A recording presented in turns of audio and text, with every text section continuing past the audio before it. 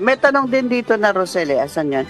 Ayan, paano daw paramihin ng Rosel? Okay daw po itong gawing 9831 yung kanyang cellphone number.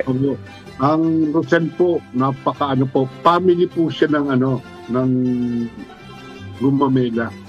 Magkakapamilya po sila. Hibiscus. Po yan, family po ng hibiscus. Bago po siya, masarap gawing juice. Meron pong katulad siya na lasa na very famous sa pagdating sa mga juice na imported. Ganyan po ang lasa ng kanyang juice. Kaya napakaganda po. Pag ginagawa ko po yung juice, ginagawa kong tea, napakasarap po. And ano daw yan? May calming effect, tsaka pampatulog. Pero nung una na-stress ako. Bakit? Akala, kasi ewan ko nung nagtatanim ako from flower yung seeds na tinanim ko.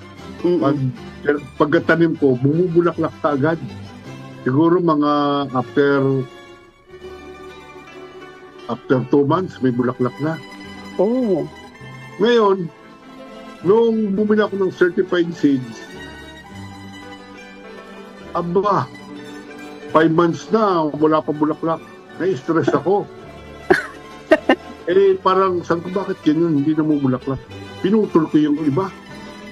After 7 months, saka namulaklak. Dami naman. Nang hinayang ako dun sa mga pinutol ko, yung pa naman magaganda. Kaya ngayon, yan ang project mo. Project Rosel. Okay. Napakaganda, napakasarap, napakasustansya. Oo, yan nga yung isa, Rosel. Maraming naghanap niya ang Kuya Ramil, kaya magpunla ka na.